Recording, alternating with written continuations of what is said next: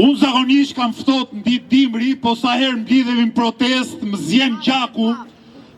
gjaku nga entuziazmi, nga optimizmi, ku shoh kaq shumë bashkëqytetarë të mi që sfitojnë frikën, sfitojnë pesimizmin, sfitojnë dëshpërimin dhe vinë këtu përpara Kuvendit të Shqipërisë për të ngritur zërin, për të kërkuar drejtësi, për të luftuar korrupsionin dhe për të hapur shtigjet e të ardhmes për veten, familjen dhe gjithë shoqërinë.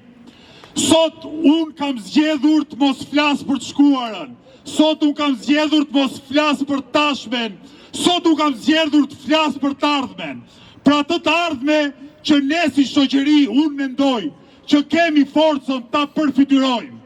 që ju do t'ju shtroj disa pyetje që mua më duke retorike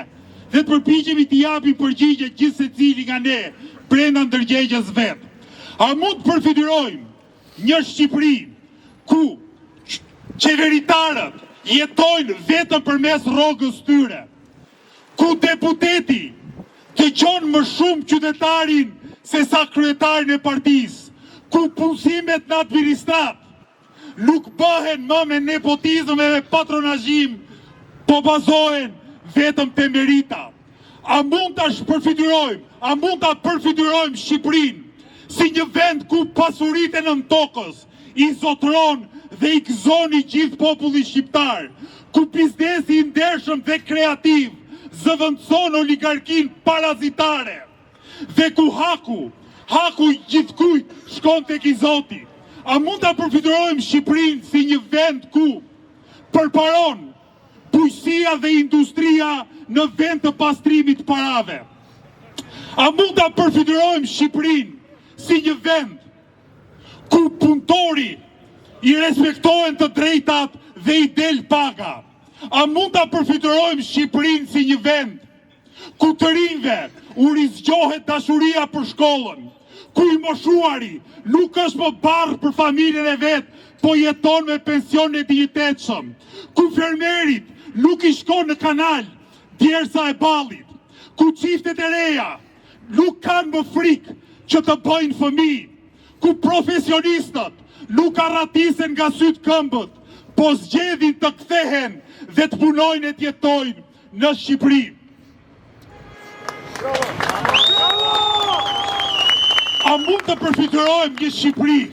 një vend ku minatori nuk i lë fëmijët jetim, po gëzon statusin e merituar? A mund të përfytyrojmë Shqipërinë si një vend ku personat me aftësi ndryshe nuk marrin lëmosh 100.000 lekë nga shteti, po integrohen tërësisht në jetën ekonomike dhe sociale të vendit?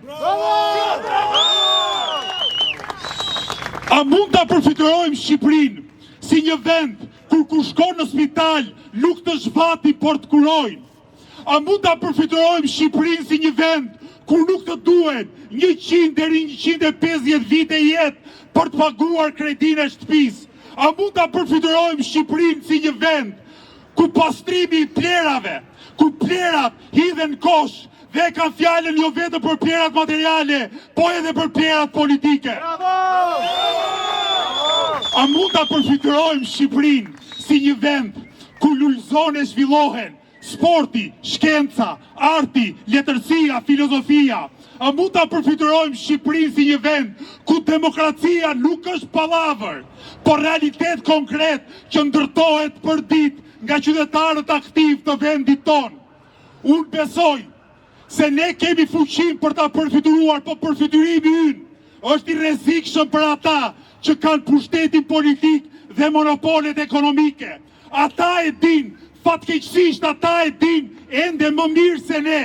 se përfytyrimi i sotëm mund të jetë realiteti i nesërm. Dhe ky përfytyrim mund bëhet realitet jo me sytë ka qielli, jo duke ndrruar delta forcat që do na shpëtojnë si vend, po duke pasur më shumë besim te njëri tjetri, duke pasur më shumë besim tek vetja, duke u bashkuar të gjithë si një grusht për t'i përzën zuzarët ka qeverisja dhe për t'i hapur shtegun ndërtimit të një shteti modern, të një shteti të drejtë, të një shteti demokratik, të një shteti zhvillimor, të një shteti social, të një shteti që u mundson gjithë qytetarëve të vet të jetojnë me dinjitet.